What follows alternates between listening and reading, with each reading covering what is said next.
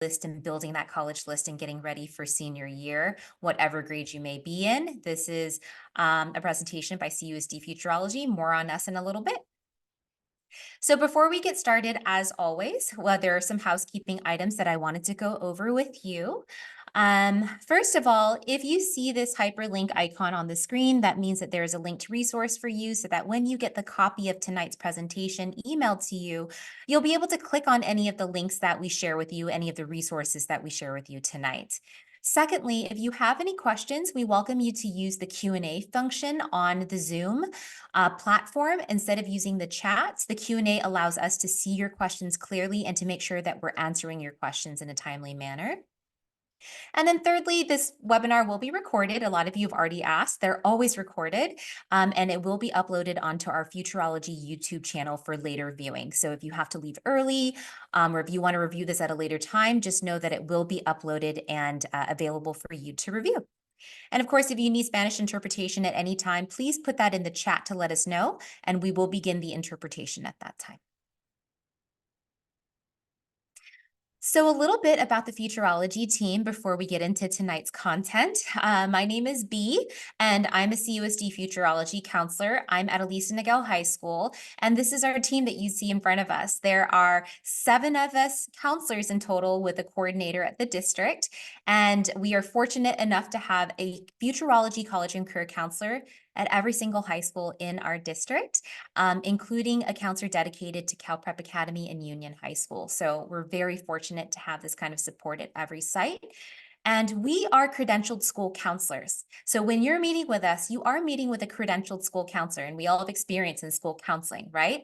But what's unique about our team is that we also have an expertise in college admissions, and we bring that to our work with our students, and we bring that experience to the table when we're working with you and your students, as we're, guiding you through the process of planning for after high school, whether that's college or career, or military or whatever it may be.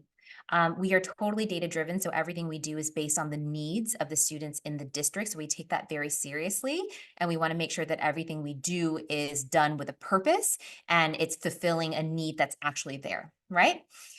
So we support students with webinars, workshops, one-on-one counseling appointments, in-school events, right? We're on school campuses every single day providing support to students during tutorial periods, before, during, after school, and we support families in just a variety of ways to make sure that you're getting the college and career support that you need. And there is bilingual support. We have 3 bilingual counselors who speak Spanish, and I speak Vietnamese, so that makes 4 bilingual counselors.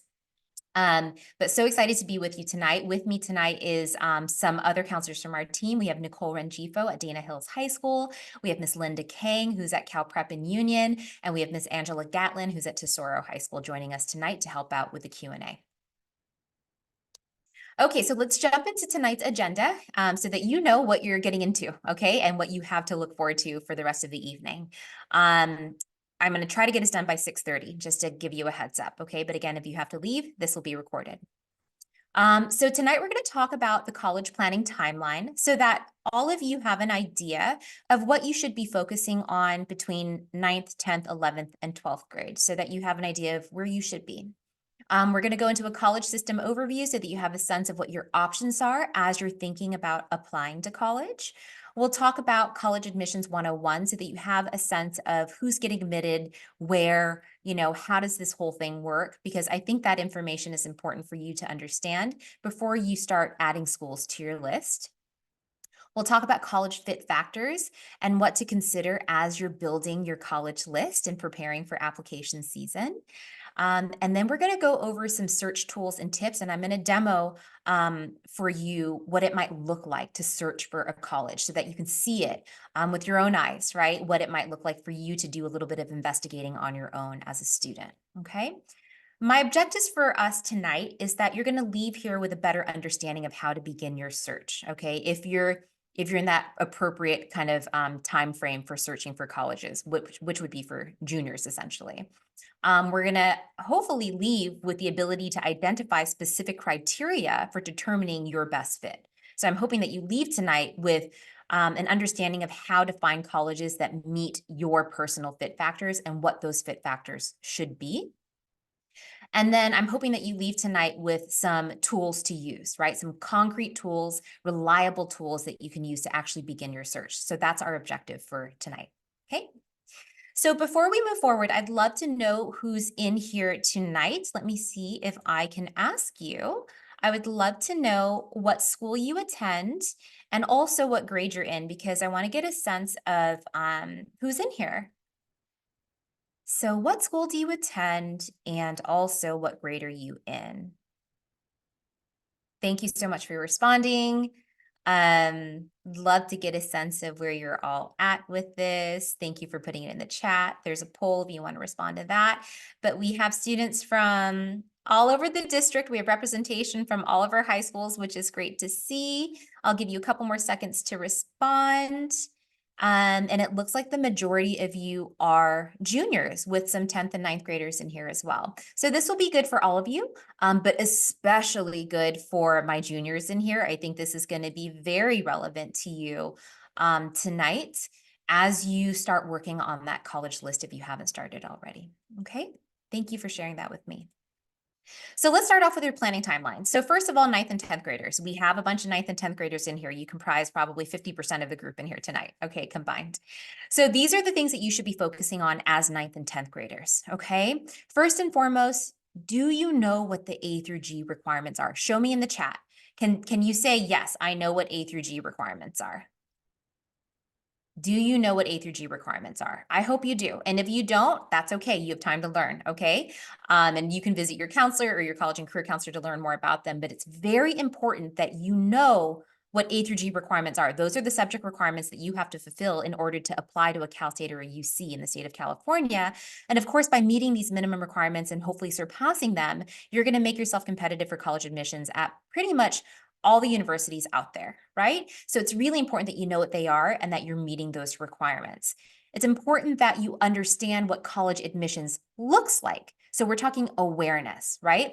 That's about the extent of your college admissions work for a 9th and 10th grader, is simply having an understanding of what goes into the college admissions decision and what it looks like to be a competitive applicant. Other than that, you don't necessarily have to start building a college list or doing any of that, but having that awareness is really important, which is why you're here tonight. That's perfect. You want to explore your interests, right? This is the time to start taking electives that are interesting to you, exploring clubs that are interesting to you, thinking about what you're good at, what you love, and pursuing those things, right? This is a time for you to really develop that part of yourself so that you're growing and understanding how you function in this world and starting to learn more about what you're good at and what you want to be better at, right? And that's can be done again in the form of joining clubs, taking assessments, and we'll talk a little bit more of that in a second. But self-exploration, exploration of interest is something that you're going to want to do. Career exploration, it all falls under that exploration umbrella, right?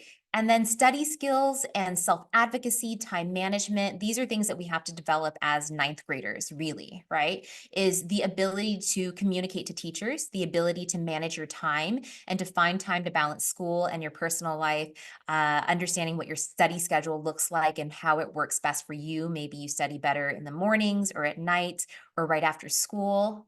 So that's something that you're going to want to think about because those are the skills that you want to develop to maximize your ability to succeed going into 11th and 12th grade and then in college.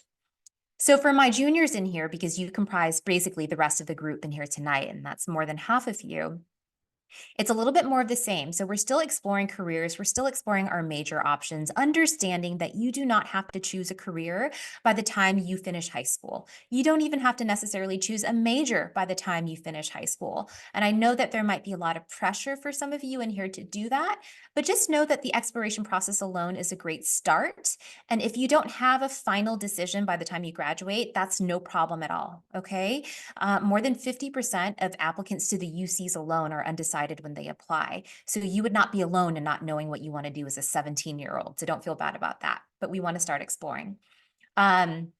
Again, this is when that college component comes in. If you're looking at the screen right now, college, college, college, right? This is when that really kind of comes to the forefront is we're beginning to explore our college options. We're beginning to build that college list. We're beginning to even prep for our college essays towards the summer, okay? So for my juniors in here, we're kind of switching into, a higher gear as far as college goes. And it's going to start with building your college list. It all kind of starts with this process is having a list before you can go into essays and application prep.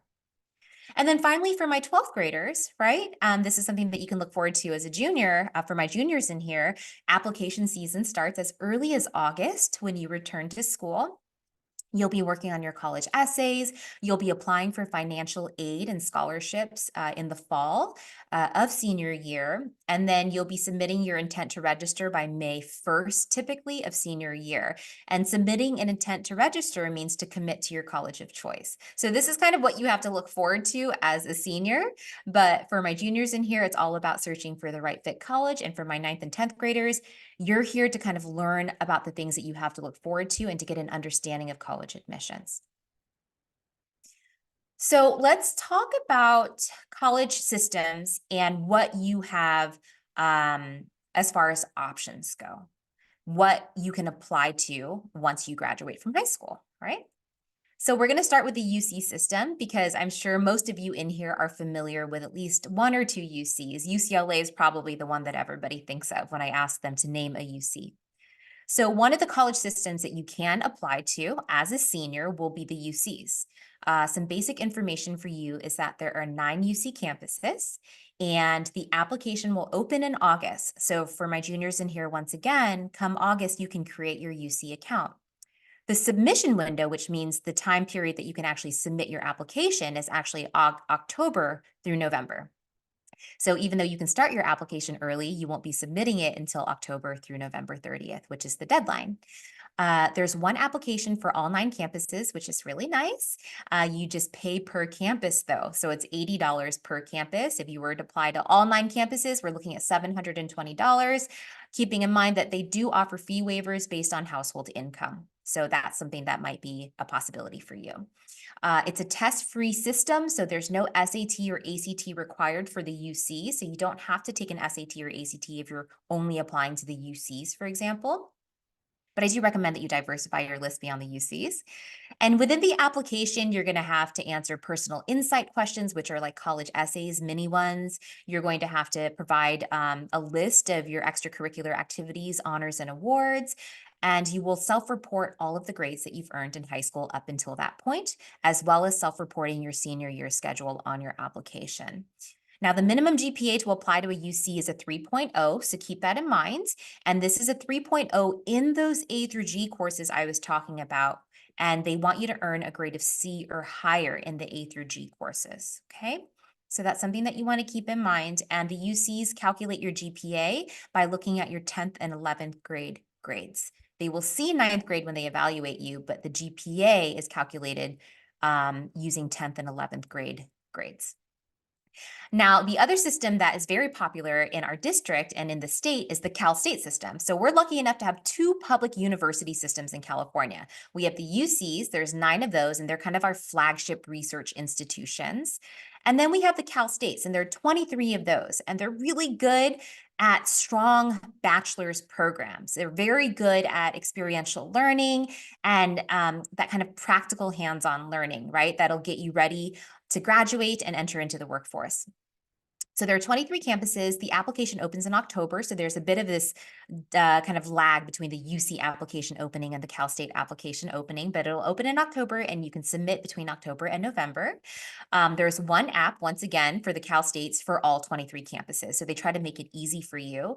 And you'll be paying $70 per campus unless they raise the prices next year. We don't know yet if they'll do that, but right now the price is $70 per campus. Fee waivers do apply. And for UCs and Cal States, you can qualify for up to 4 fee waivers if your household income qualifies.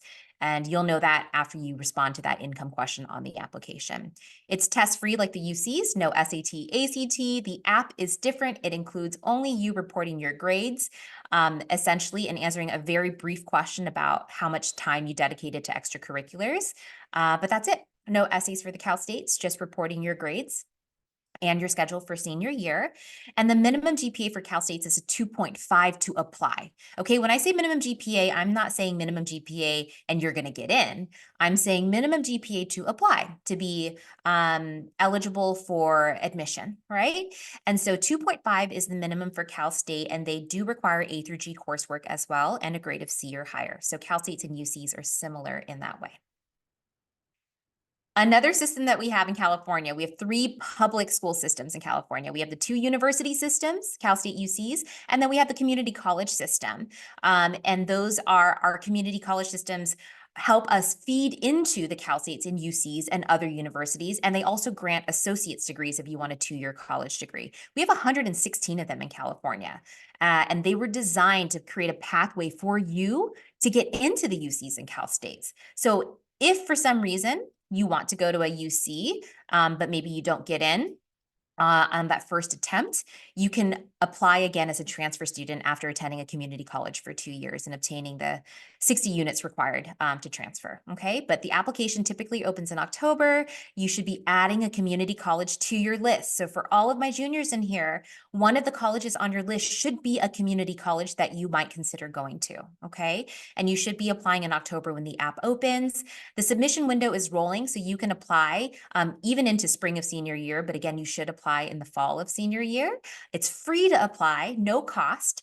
The Promise program would allow you to go to school for 2 years for free at the community college level, no matter what your household's income is. It's test-free, so no SAT or ACT required to apply. They offer certificate programs, like I said. If you just want specific training for a job, they offer a transfer pathway into the UCs, Cal States, and universities that are private and out of state as well. And everybody gets in. So no minimum requirements, be 18, graduate from high school or graduate from high school, and you can attend a community college, okay? And then finally, we have the private and out-of-state schools. So these are your college options: UCs, Cal States, community colleges, and then the private or out-of-state options. So in-state, in California, we have over 85 private colleges. Some examples would be USC, Chapman, right, for in-state, Soka University, Stanford is a private in-state university. And then out-of-state, we have private out-of-state and state schools that are out-of-state, right? University or Oregon State University is Oregon's state university. University of Utah, as I have here, is an out-of-state school. So the thing about these schools is that the application requirements will vary, okay? So there's not a blanket requirement for all of them, so keep that in mind. You will be applying on either the Common App or that university's application, and you'll find that out when you find out what school you want to apply to. You'll know what application you have to complete. The testing policies vary, and what they asked for you to report on the application may vary, so it's going to depend on the school. And the minimum GPA and academic requirements also vary. So keep that in mind, okay? A big difference between the private schools and out-of-state schools and the Cal States UCs and community colleges is price, okay? A lot of private and out-of-state schools will end up costing more money because they're not supplemented, they're not supported by, taxpayer dollars. And so you're paying more out of pocket for that experience. But keep in mind that these schools oftentimes have more scholarships to give out to students. And so sometimes that price point between a private school and maybe going to UC and living on campus, it might even out to be quite similar. So I wouldn't rule out private schools entirely. It could still be an option. Okay, so that's something for you to think about. Wonderful. So let's keep moving on. There's a lot to share with you. So college admissions 101, okay? Who is getting in? So some things I want you to know is that there are a lot of options for you. 3,000 plus colleges and universities in this country. Do not limit yourself to the UCs and Cal States alone. Know that you have options outside of simply the UCs, for example, okay? You have a lot of options, and I'm going to show you some tools to learn those options. Keep in mind as well that the average acceptance rate at most colleges in the country and universities is 72%. That means that the majority of colleges in this country are accepting the majority of applicants who apply, so you also have really good odds. We just happen to be obsessed with maybe the top 40 schools in the country that have a very low acceptance rate. UCLA has like a 9% acceptance rate, right?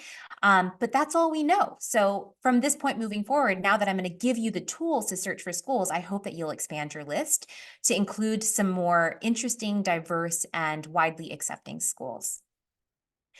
These are the three things that colleges care about the most, okay? Academic rigor, grades, and character. They care about the courses you're taking. Are you taking higher level courses? Are you getting good grades in those courses, trying your best, right? And character. What comes across on your application through college essays, maybe through interviews, letters of recommendation. These are the three most important things that colleges are looking at for the most part when they're considering you for acceptance, okay? And then finally, just to give you some context, an average institution in the US, a university or college, receives about 7,466 applications a year. Let's compare that to UCLA, who got 121,000 applications last year, and that was UCI, got 121,000. UCLA received 145,000 applications, okay, for last year. So on average, most institutions don't receive that many applicants. That's why they're able to accept a lot of people who apply. But when we're talking about the UCs, they're a different breed, they're a different animal, right? As you can see here, we're talking over 100K applicants. So they can't possibly accept all of the very qualified applicants who apply. So I want you to keep that in mind, just to understand that if you apply, maybe if you don't get in, that it's not necessarily you, it's a bandwidth issue, it's a space issue, which is why we really want to diversify your list to include other schools as well. So a couple more things before we go into the fit factors, right? Is I also want you to have an understanding of how colleges evaluate students, because this can really help you choose the types of colleges that you're going to apply to. And there are two different ways that colleges will evaluate a student for admission, generally. So the first way is something that we can refer to as academic index, okay? And these schools are evaluating students based on the numbers alone. They're looking at their grades, their standardized test scores, if they have them, if they require them, right? And they're looking at the course rigor and course sequence of a student's overall transcript. So this is very numbers based. It's what's your GPA? What classes did you take? Did you challenge yourself? Awesome. They look at those and they will make a decision based off of that alone. No extracurriculars, no nothing, right? Just what are the numbers? An example of this is the Cal States. All of our 23 Cal States use an academic index review process where they're evaluating you based on your grades, okay, and your academic performance. Now, another way that you might be evaluated is holistic review. And this is where, yes, they look at the grades, they look at the rigor. That's still very important. But in addition to that, they're going to want to understand you from all directions, from all avenues. They want to understand what you have done as a student inside of school and outside of school. So this is where extracurriculars will be important. This is where your college essays become really important. Maybe letters of recommendation if they require them. A lot of private schools do. And so holistic review schools want to understand you all around, holistically, right? A whole person, to see if you're a good fit for their campus. And an example of this are the UCs. So you can see within California alone, we have two different types of evaluation methods between our two university systems. We have the Cal States with academic index, and then we have the UCs who want to know everything about you. Keep in mind, though, I list here letters of rec and interview. Just know that the UCs don't require letters of rec and interview, but they do require extracurricular activity descriptions if you have them, and responses to personal insight questions, okay? But the reason I bring this up is very specific. And this is for my students out here who have really good grades. Let's say you have like just straight A's all throughout high school, AP honors, everything, really good grades, and you have done nothing else but try really hard in school and get these amazing grades. But you're like, man, I didn't have time for extracurriculars. I didn't join any clubs. I don't play sports, no passion projects, right? I was just hustling in school and doing really good. You might want to consider academic index schools. They might be a really good fit for you. In addition to some holistic review schools like the UCs, you might want to focus on schools that are more like Cal States or the out-of-state state schools who want to choose academically strong students and who care very much about that, right? So this might help kind of it might help inform the types of colleges that you add to your list. So for those of you out here who don't have a lot of extracurriculars, do not despair. You have options as well. And of course, I wouldn't dissuade you or tell you not to apply to a UC just because you don't have extracurriculars, okay? But I'm just saying that it might be a good way for you to strategize other schools you might apply to. So for the college search process, it's really important for you to start with understanding yourself. So that starts with self-exploration, right? Understanding what makes you tick in this world, understanding the things that give you energy, and how your personality might align with the world around you. Some assessments that you can take, and there is a platform that I'm going to share with you that you can take all of these assessments on, which is why I'm naming them specifically. But these are 2 assessments you can take to assess your personality on California colleges, which is something that you all have access to. But I wanted to link this idea of exploration with actual assessments that you can take to begin understanding these parts of yourself. So self-exploration is important. Career exploration is important, right? After you kind of get a sense of who you are and what makes you tick, it's also important to get a sense of what is out there in the world. And gaining the vocabulary and the ability to identify different pathways that might align with your interests. And these are some assessments that you can take to find those things out: the interest profiler and the work values profiler or assessment in California colleges. But this is a great way for you just to get a sense of what career pathways are out there. And this is not to say that you have to choose your career, but it might help you kind of identify themes that are showing up to you as you're taking these assessments and getting these results. Because what you'll do is you'll take an assessment and it'll actually show you what careers align with your personality, with your strengths, your values. And I invite you to look for themes as you're looking at these results, not specific careers necessarily, but is it architecture and engineering that they keep pointing you towards? Is it health sciences? Is it public service? Is it arts, media, and entertainment, right? Like, what is showing up for you time and time again? Because that will lead you to major exploration. That kind of understanding of what your assessments keep pointing you towards will help you kind of decide on maybe what you want to major in college based on those results. And again, some assessments that you'll be able to take in California colleges: the intelligences assessment and the skills assessment, to match with majors, okay? And this is all just for exploration. And if you don't, if you don't figure it all out at the end of the day, that's okay. That's not what we want for you. We want you to begin that process to begin understanding how to explore these things. Because again, it can inform that major decision, which can inform the college list building decision. So step 2 is to have a fit over rankings mentality, okay? 64% of full-time undergraduate students graduated from college within 6 years. This is in 2020.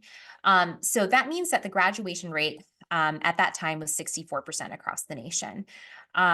Whenever I see this number, I think about the remaining 36% of students, right, that aren't graduating and what happened to them. And for those students, it came down to fit, right?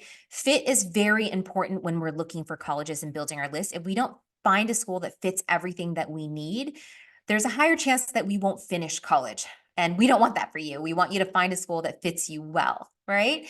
And so we want you to adopt this fit over rankings mentality. I'm sure so many of you in here have looked at US News, right, for their top 100 colleges in the nation. You've probably Googled top nursing programs in the country or top engineering programs in the country. And this obsession over rankings has been proven to be completely not useful, basically, and not productive in finding a good fit for students. So this summary came from a white paper that was produced by a program, Challenge Success, out of Stanford, out of their college graduate school of education. And what they found was that rankings are really problematic, number one, okay? When we look at rankings, those numbers that are gathered are completely arbitrary, and they're not a good identifier or indicator of positive student outcomes. So rankings can be really problematic in that way. Number two, the selectivity of a college does not mean that it's a better college for you or for anybody for that matter, right? So just because a college is highly selective does not mean that it's going to be a good fit for you. It just means that they can't accept a lot of students. That's pretty much it, right? That means that a lot of students are applying to that college. But college selectivity, it's not a reliable indicator of student outcomes. And number three, what is most important to make sure that students are having good college experiences is that they're taking advantage of what is offered to them on campus when they're there. So engagement, getting involved. I want you to think about your life in high school right now for my students in here and how involved you are in school, and think about how connected you feel to your high school right now. Right? So for those of you who are really involved, maybe you're in ASB or in a sport, you might feel more connected to the school, and that might make your experience here a lot better. Okay. The same thing kind of applies for college. You have to be engaged and take advantage of what they have to offer you to really reap those benefits and to see that success come from that experience after you graduate. And these are the types of experiences I want you to think about as you're looking for your best college fit.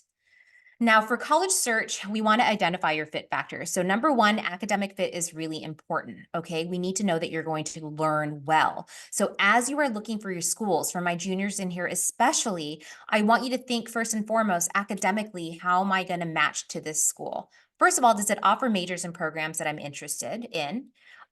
Maybe does it offer research opportunities? Maybe you want to get into science or pursue a graduate degree or a PhD afterwards, and you want research opportunities. Does the school offer that to you? The UCs certainly offer undergraduate research opportunities, right? Does it provide internships in a way for me to learn hands-on and to get actual experience so that I can graduate and get a job? Does it have cooperative learning opportunities where I can get credit for getting paid work, right? That aligns with my field of study abroad programs that allow me to learn outside of the country? What's the acceptance rate of this school? More on this to come. Okay, do I have a good chance of getting in? What's the graduation rate of this school? Are the students graduating at a good rate? And like you saw, the average grad rate is about 60 something percent. So does the school kind of align with that? What's the retention rate of the school? Are students coming back for sophomore year? The national average is about 80%. So I would want a school that I'm applying to have a retention rate of around 80% or more, right? And maybe what the student to faculty ratio is. Is it a small school where the professors are going to know me? Is it a bigger school where I'll be in a lecture hall? How much attention am I going to get from the faculty and the staff? And does that even matter to me? And these are just a couple examples to start thinking, right? Now, socially, it's a matter of feeling comfortable. You might be living on this campus for 4 years and you want to make sure that it's somewhere that you want to be. So we need to make sure that it's the environment that's going to help you thrive. Is it the right size? Do you feel like you're drowning in a school with 25,000 students? Would you rather be on a campus that's about the size of your high school where you know everybody, right? What's the weather like? Do I want snow? Do I want ocean? Do I want mountains, desert? You get to decide that and you get to be very picky. So I want you to start thinking about these things as you're building this dream list of schools and this set of dream criteria for schools. Um, Other social fit factors, is it a residential campus? This means are students living on campus? You can actually find this data on one of the search tools I'm going to show you. But this means that students are living on campus. You're going to be on campus with a bunch of other freshmen together. It's not a commuter campus if that's something you don't want. So something for you to consider. What are the clubs and activities, sports, right? Does it have D1 football for my people here who want to go to football games and tailgate? Do they have sororities and fraternities for Greek life? Does it have a special mission? Is it historically Black college or university? If that's something you're into, is it, Hispanic serving institution? Think about the things that matter to you, okay? And housing, right? What kind of housing is available and what does that look like for me? And then finally, financial fit. We can't forget this. So as we're kind of coming up with a list of schools that are going to be good for us, we have to think academically, does it match my needs for learning? Socially, am I going to be happy there? And then finally, financial fit, right? Can we afford it? That's the big question. And this is a conversation that all of you can have as a family immediately, no matter what grade you're in, because this will really help you decide what kind of schools to apply to. I encourage you to use a net price calculator. I link it here so you'll get access to this, but you can look up the net price for pretty much any school in the country. Okay, you'll be asked to punch in some of your information and it'll show you an estimated cost of attendance. And this is not a guarantee, it's not a promise, it's just a tool to start with to get an understanding of maybe what the cost would be. And this is a really good tool to use to determine kind of what your limits are as a family. We want to think about this percentage of students who are receiving aid at that campus. So as you're looking at schools, you can look up this data on schools to see if you'll likely get financial aid there, right?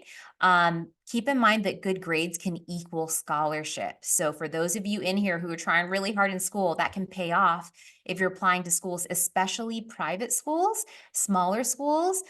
They might have more money to give and they could probably give more by way of merit scholarships, which are based on your grades, but it could equal money. So it pays to get A's in that regard. Okay, so keep that in mind.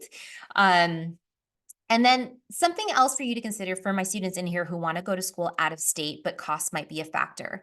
There is something called the Western Undergraduate Exchange, which would allow you to attend an out-of-state school at a discount. And it's an agreement between 160 plus institutions, Colorado and west of, you can think of it that way, that basically incentivizes students to go to state universities outside of their own state within the region for a discount. And you would pay no more than 150% of their in-state tuition. And it would be a great opportunity for you to go out of state, but pay close to in-state tuition. And for some of these schools, it costs as much as going to a UC or a Cal State, and you could be in Colorado or you could be in Washington and taking advantage of that. So I encourage you to look at the Western Undergraduate Exchange, otherwise known as WUI, if you're interested in going out of state but saving some money, okay? There's some really good schools on that list. It is based on major. It can be based on minimum GPAs as well. So just keep in mind that every college will be different and might have different parameters for that WUI discount. So you'll have to find that on the website. And then finally, transfer pathway is an option for those of you who really want to save on money, because going to community college is free for 2 years in the state of California through the Promise program. And if you know you want to go to med school or law school or pursue graduate school and you know you're going to pay more money, you might want to save some money up front for your undergraduate degree by going to a community college first, transferring as a junior, and paying, only 2 years worth of tuition at the university and then moving on to whatever you're going to pursue. So just know that you have a lot of options and some things to consider financially as you're building this kind of wish list of dream schools. A tip is to use the college scorecard, which is through the U.S. Department of Education. This is a great way for you to compare schools and their outcomes and just to get a sense of how these schools are serving students, okay? So one thing I want to talk to you about before we kind of go into demo stuff. So credential matching is very important for you as you're building your list. This goes back to academic fit. And for my juniors in here, I need you to hear me loud and clear when I say this. Credential matching will really help you come up with a well-balanced list and help you have positive outcomes for your college acceptances come spring of senior year. And this is the process of aligning your stats, your GPA, maybe your test scores, and comparing it to schools and the average freshman profile at that school and the average acceptance rate of that school.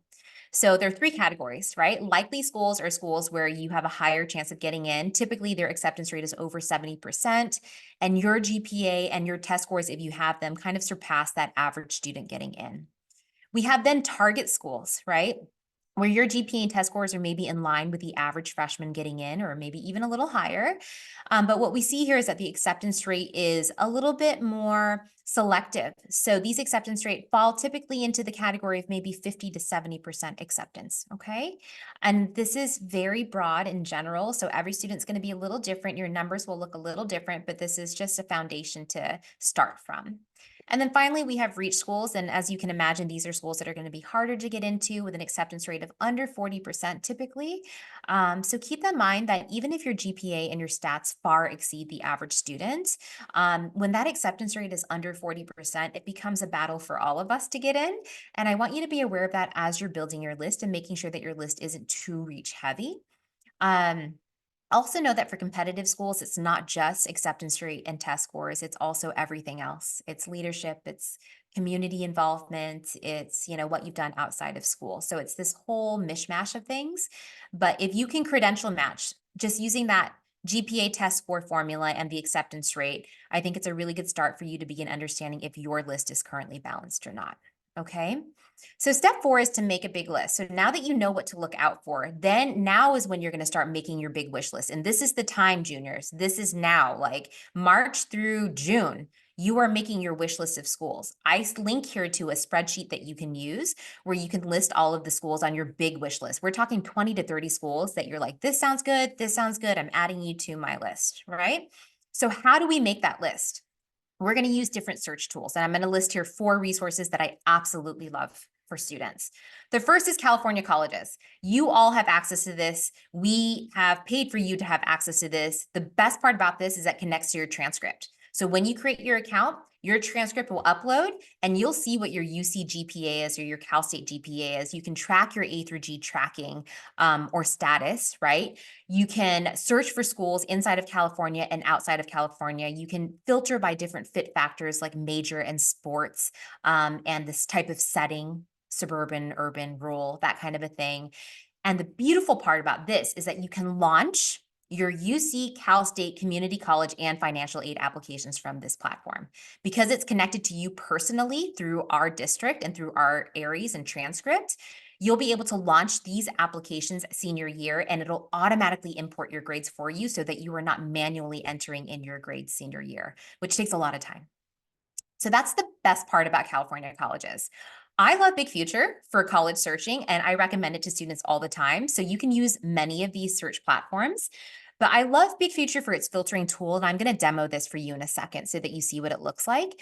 But this connects to College Board. So this will allow you to see things like, how many credits am I going to get at this university for taking this AP class and passing it with this score, right?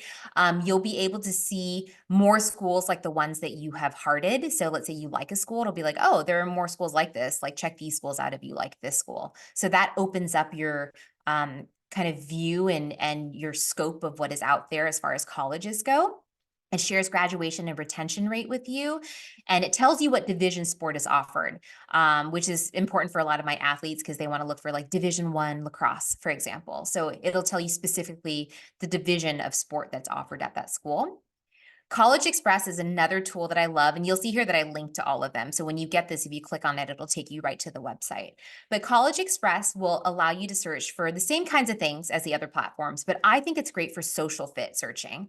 They have this really fun area for list and rankings, which I know I said rankings were problematic. These are fun rankings. These are not to be taken too seriously, but these rankings and lists are a great way for you to find schools that have the best vegan cafeterias, schools that have a Quidditch team, schools that are known for political engagement. Whatever it is, you can kind of find these niche schools based on what they're known for.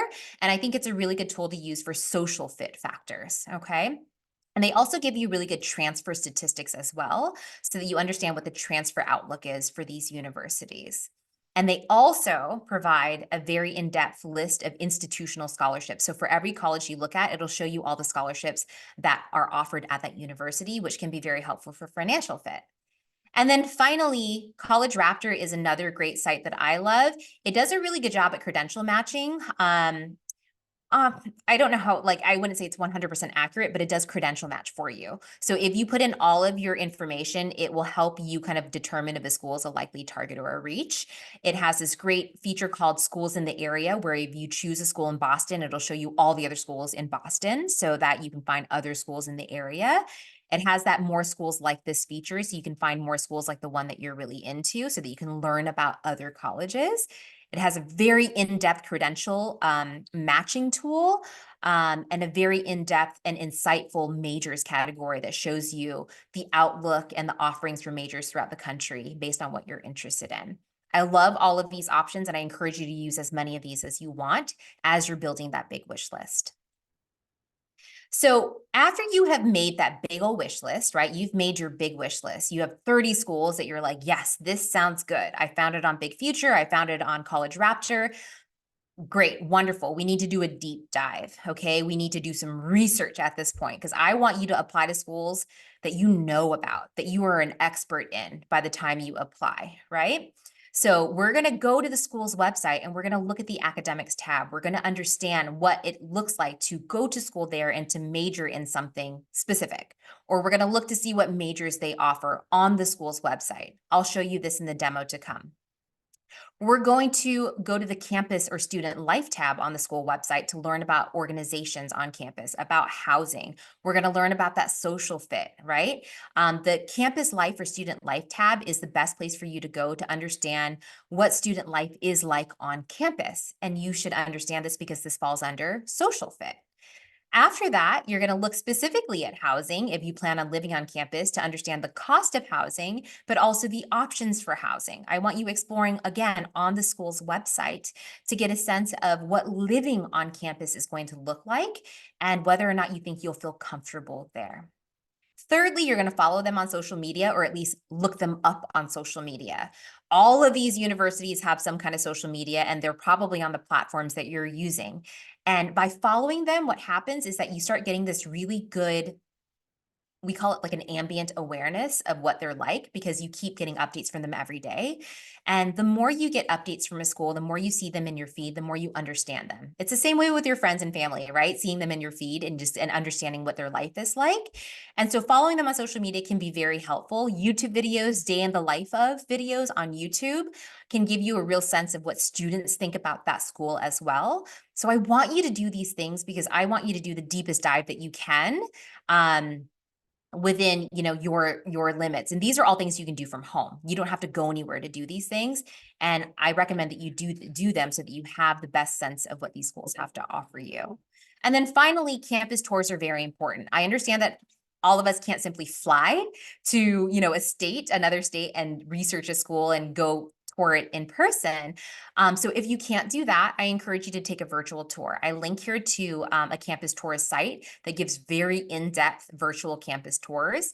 And I did one recently with a student and a parent, and we had a great time kind of looking at the campus and getting a sense of what it looked like. And it was very helpful for the student, very insightful for them. So I encourage you to tour campuses when you can, either in person or virtually, so that you have a better understanding of life there, okay? This is part of the deep dive. This is how we get from 30 schools to 10 schools, right? This is how we're going to finalize your list, is by you doing this kind of research. And there's no way of getting out of it. If you want to make a good decision, we have to do some homework, right, to make that list happen. So step 6 is finalizing your list, and this should be done by June or July. June would be great. And we want 12 or less schools. This is kind of a random number. I think 10 or less is perfectly acceptable as well. If you're doing your research, you'll be able to find, 10 quality schools that match everything you want, whether that's sports, environmental science as a major, Greek life, they have a student radio station that you can be a host on. You need to be picky about that and identify schools that align with that. And we want it to be balanced. So by balanced, I mean, we want you to have a couple reaches, of course, because all of us end up wanting to apply to some schools that are going to be really competitive, but mostly targets and some likely. So I want you to have a realistic, well-balanced list that are going to give you positive outcomes and that are really going to align with your academic, social, and financial needs. Okay? So with all of that being said, I would love to do a demo for you because I want you to see this in action. Okay? So give me a second to set up my screen, and I'm going to show you what this looks like. So you should be able to see my screen right now, and I'm currently on Big Future, okay? I'm currently on Big Future, and this is what it's gonna look like for you to search for a college. So from here, what I tend to do with students is we filter out schools. So this is what it's gonna be like for you in here as you're looking for schools. I'm gonna start off, let me do something really quick. I'm gonna start off by looking for schools with environmental science as a major. Let's just say that I'm really into that, and I want to make sure that the school I'm applying to has environmental science. You can be very specific here too, but we'll start with that. So we went from 4,400 plus institutions, community and four-year, and we're down to 592, which is a great start. Let's talk about location, more social fit. Let's say that I want to be in California. Maybe I want to be in Washington. I think I just want to stay on the East Coast. So I'm going to do California, Washington, Oregon, and maybe Hawaii as well, because who doesn't want to live in Hawaii, right? So if I do that, we're going from 4,000 plus to 500 to 73 colleges. Way more doable, way less intimidating, right? I feel like I can start researching these schools without getting lost in the confusion of all the thousands of colleges. Type of school, I'm looking for a 4-year. Okay, we're not talking about community college right now. I'm looking for a 4-year. Campus life, this is social fit. Okay, so for campus life, I want, oh gosh, maybe a medium-sized school and a really big school. So, let's say that I want to be at a school that is at least 9,000 students or more. That's what I'm going to choose.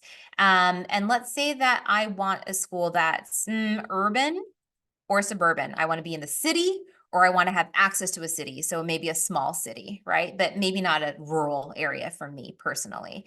And also I want men's football because I want to tailgate. I want to have fun. I want to have the opportunity to watch sports, and men's football team schools tend to have that school spirit, right?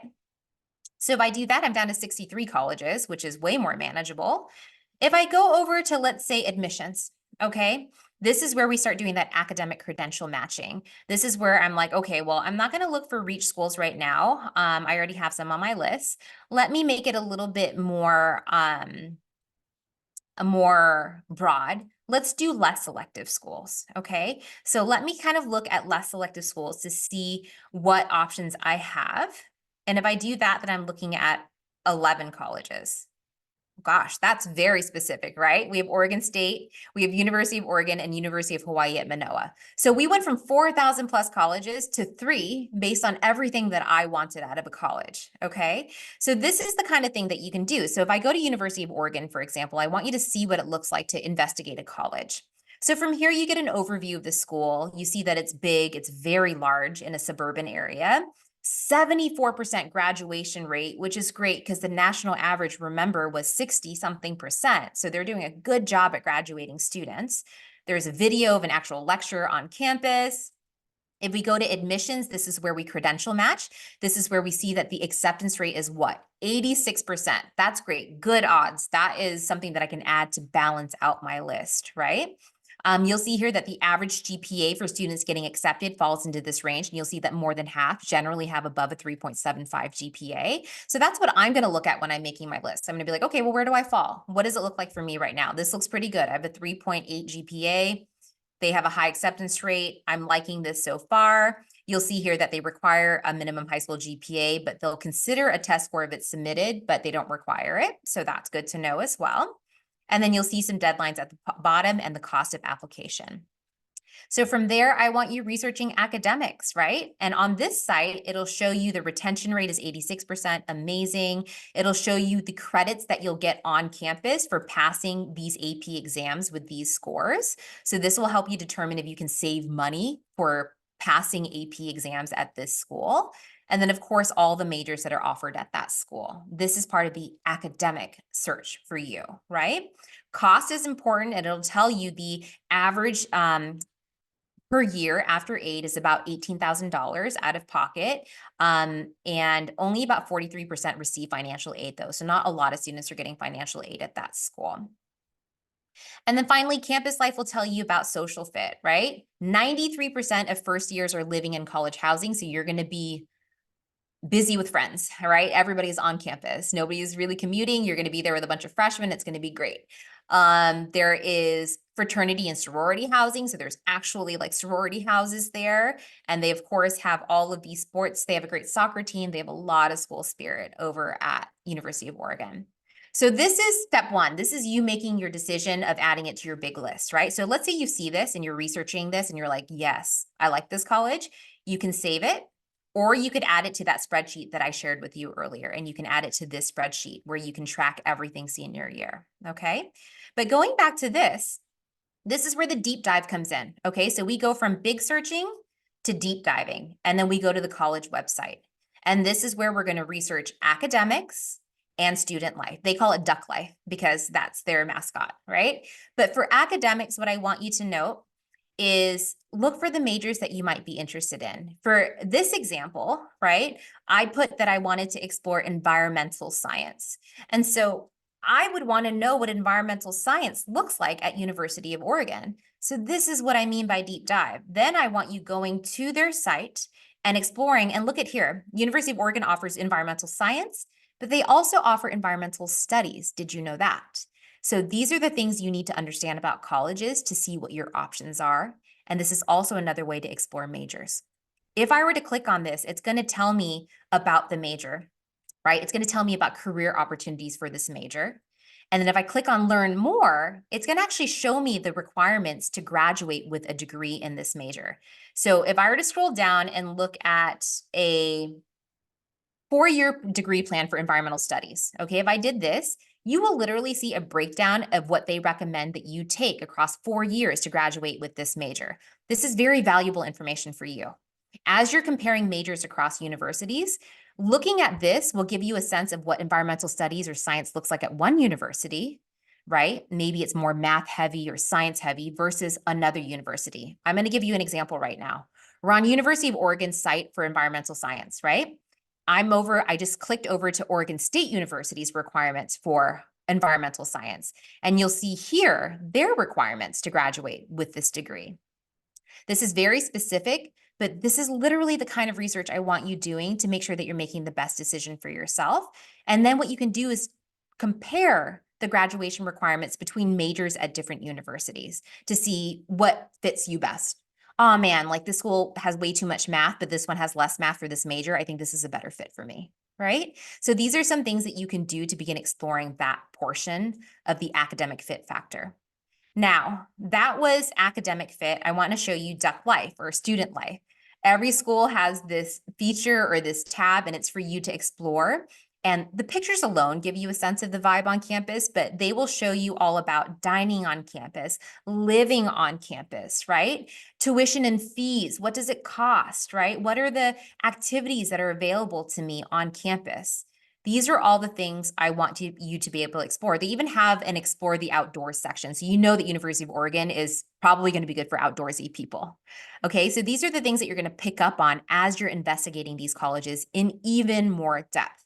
So I'm hoping that you'll be able to take advantage of this to get a real sense of what a deep dive looks like so that you can make that final decision as far as what is going to be a good fit for you.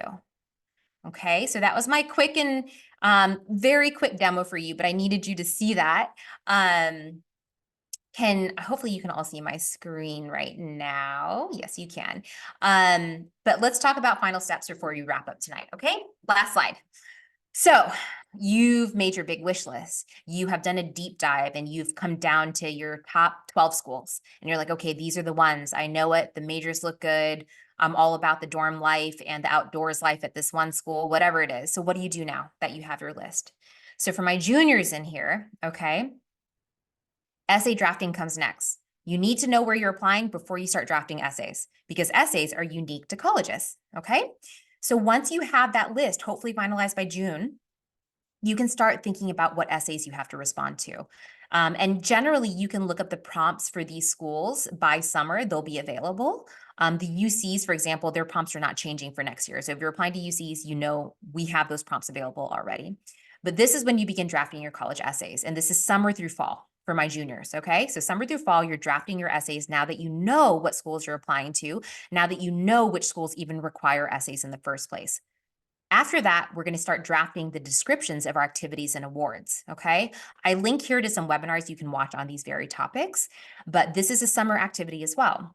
You're going to create a Google Doc or a Word doc, and you're going to list every extracurricular that you have done in high school only, and you're going to write descriptions for each of them because for the UCs, they're going to want descriptions for this. For the common application, for those private schools out of state, right? They're going to have you enter in this information. So it's good to have a draft of it beforehand. This is very important for your college application. Okay. The way that you describe your extracurriculars can really help you color your application in a positive light. So we want to spend time drafting the descriptions of this. I encourage you to watch the webinar that I linked to because I go into a lot of depth into what that looks like and what you have to do. Step 3, college application. You can start opening up applications as early as August, and this is when you'll do it. So for those of you who are wondering, August is when we begin creating those college application accounts, and then we'll be able to submit from there going into late fall, sometimes early winter, depending on the college deadline. But the college application process really kind of starts in August, okay? And then finally, letters of rec. If you're applying to private schools, UCs and Cal States don't require this, but if you're applying to private schools or maybe some out-of-state public schools, they might ask you to submit 1 or 2 letters of rec. So fall of senior year, you can begin brainstorming now. I want you to think about 1 or 2 teachers who can speak highly of you, 1 or 2 teachers who really like you and can speak to your character. You don't have to have an A in their class to ask them for a letter of rec. You just have to like them and they have to like you. That's the secret of this, because the teachers who like you will be able to write you a really rich letter of rec that speaks to your character, and that's what the colleges want to know, okay? So keep that in mind as I want you to start thinking about the teachers that you can cultivate relationships with right now that you can ask in the fall for a letter of recommendation. And that will happen early on in the fall because you'll have your list. You'll know which schools require a letter of rec because we want to give our teachers a lot of time to write these letters. I'm talking 4 weeks notice minimally, right? We want them to have time because they're so busy teaching you all day and they're writing these letters for you at night, in the evening, right? In their own free time. So we want to give them plenty of notice. So this is something you can start brainstorming now if you have teachers this year that you love, and keep them on your radar and be prepared to ask them in the fall. I know that at LISO, I hold a letter of rec workshop for my seniors so that they know what to do and how to ask for a letter of rec. So if you have questions about that, you can contact your futurology counselor and we can give you some feedback. And then finally, this is the platform I was talking about for all of those assessments I was mentioning for exploration. It's California colleges. You all have access to this and you all should have an account. Every single one of you needs to have an account because you'll need it for college app season. Okay, so if you don't have one already, please create one. I'll send you this link after today's presentation so that you can create your account and start all of that fun exploration. That was a lot. We are 5 minutes over, but I want to thank you so much for sticking through this with me.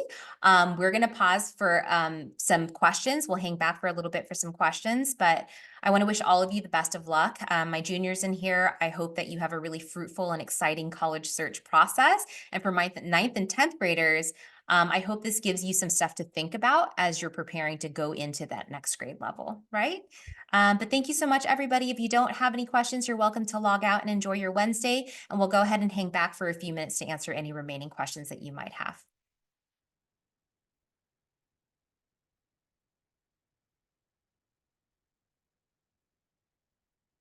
All right, so let's see if we have anything in the Q&A.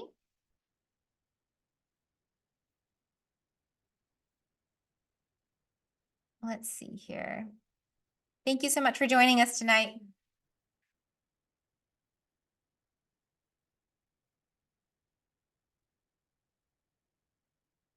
Yes, we will. Oh, the deck is not being shared here, but we will email it to everybody who is registered for tonight.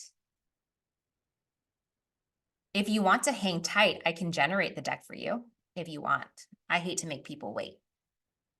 So if you want to be patient, I can actually make it for you right now if you want. Because why not? Excuse me.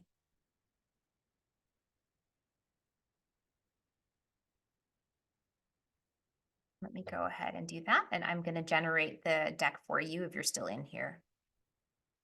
Okay.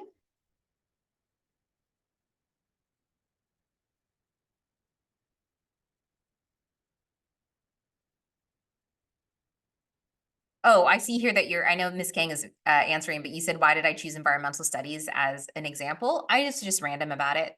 No specific reason. Okay. It's not like a super popular major per se. It's just something that I wanted to choose. I wanted to kind of break ourselves out of the engineering and nursing and comp sci bubble. That's so popular. So that's what I wanted to do. But other than that, no specific reason. I'm working on getting these slides to you, and they're about ready. So I'm going to put the link in the chat box in just a second, okay? Thank you for your patience. Anyone with a link? Thank you.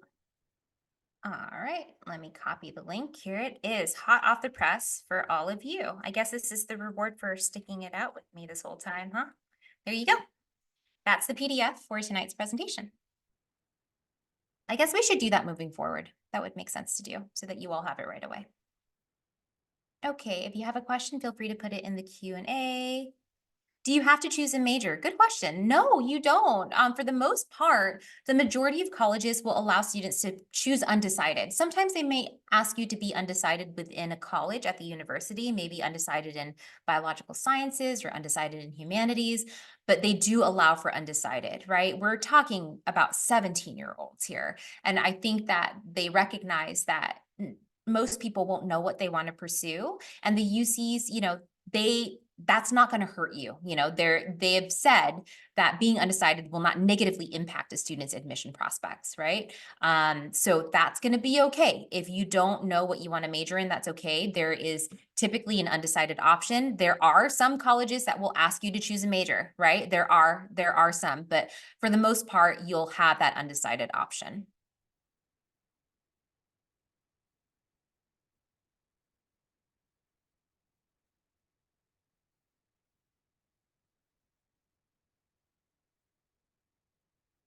I think you have a question about You said, I thought I have to apply to a college for a UC. Yeah, so for UCs, depending on the campus, right?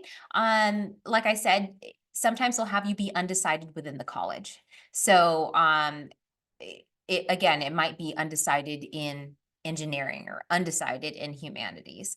But it will depend on it will depend on the university what their options are as far as choosing undecided goes, or even if that's an option at all.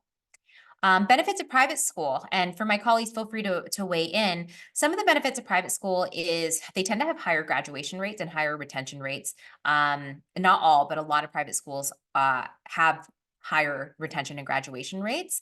Um, a lot of them have smaller class sizes. Not all, but a lot of them tend to have that as well. So you're getting a little bit more attention. And a lot of private schools in the country are liberal arts colleges. So they're giving a different type of education to students that make them a little bit more well-rounded.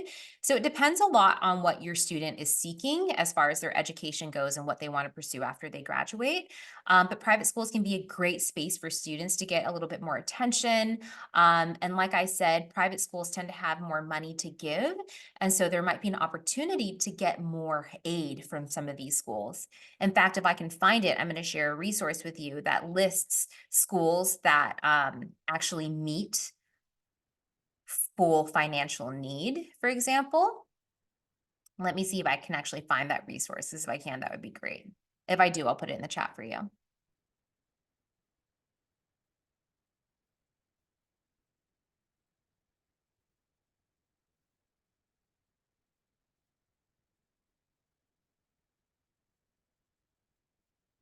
So is it true that UCs are increasing their in-state admissions? Will this trend continue? Yes, to my knowledge, UCs are working on increasing their in-state admissions. Oh, Ms. Kane, did you want to respond to that as well? Or I think you were just doing that because I was answering it. I see. They are working on that. And the UCs accept a lot of in-state applicants, right? To my knowledge, it's well over I don't want to misspeak, so I don't want to give you a percentage. If any of my colleagues know the percentage generally of UC admits, but most of the students getting into UCs are California residents, right? And they're definitely making that a priority. And I know that the state of California is focusing on making transfer admission a priority. And so there's this huge push right now at the legislative level in California to increase transfers from community colleges to the UCs and Cal States. There's a lot of money going into that to encourage that. So the transfer route is also going to be a really good option and a very viable option for a lot of students.